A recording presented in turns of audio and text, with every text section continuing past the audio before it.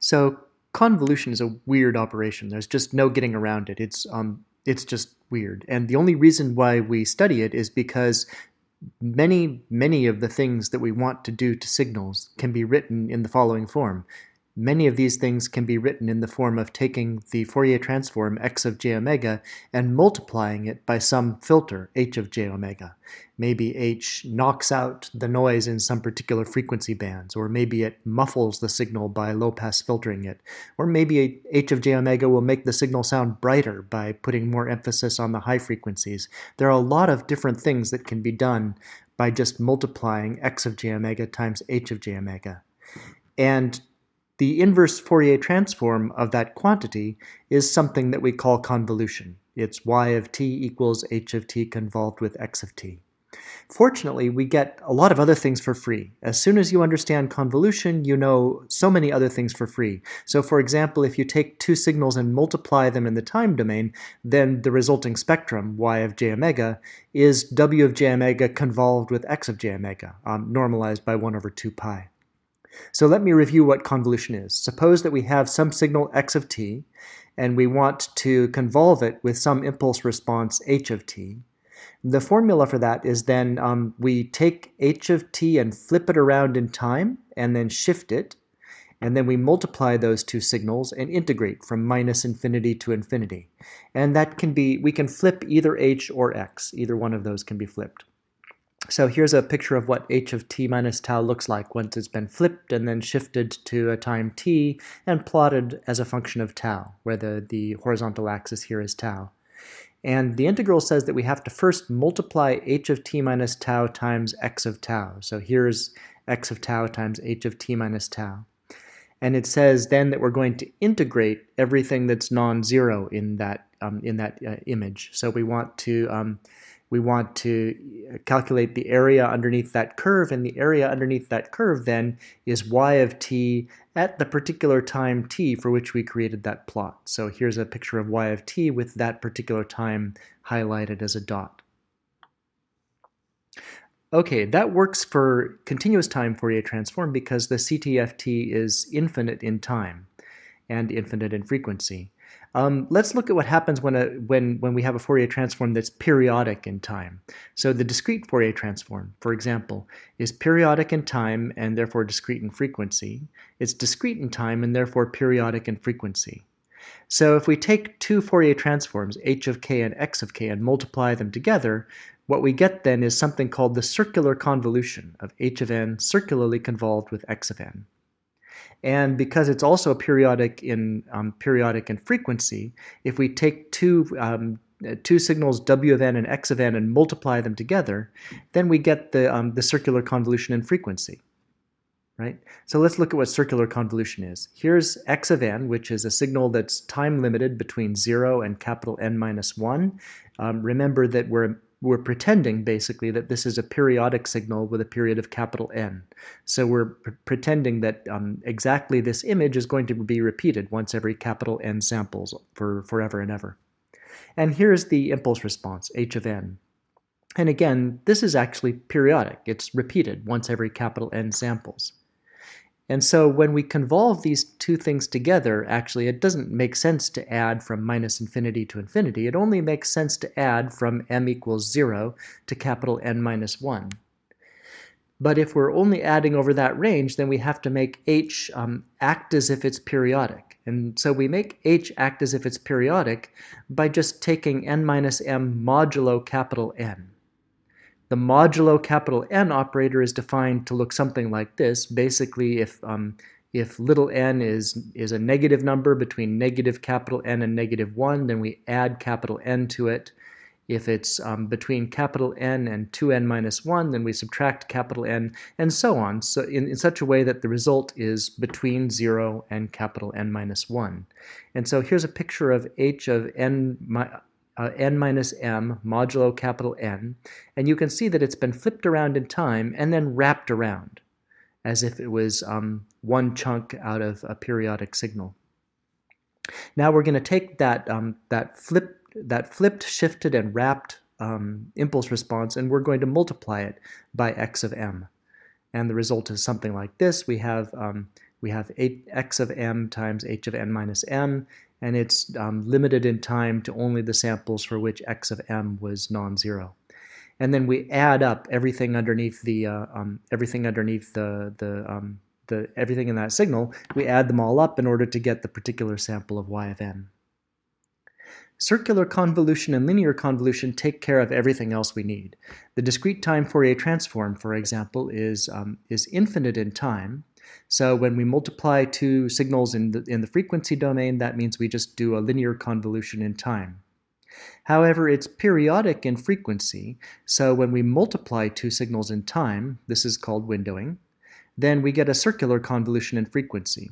And you might have learned that this is not a circular convolution because the modulo operator here is not necessary, but on the other hand, it works. Any formula that you've learned for the Fourier transform of a windowing function can actually be written as a circular convolution, just like this.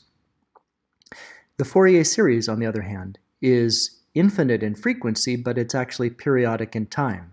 And so if we multiply two Fourier series together, we multiply together h of k times x of k, then the inverse Fourier series of that, the resulting signal, is the circular convolution of h of t circularly convolved with x of t. On the other hand, if we multiply two signals together in the time domain, that's a linear convolution in frequency. And this linear convolution in frequency is not used very often, in fact, because remember that in order for this to work, w of t and x of t both have to be periodic with exactly the same period. But if they're periodic with the same period, then you can convolve their Fourier series representations together to get y sub k.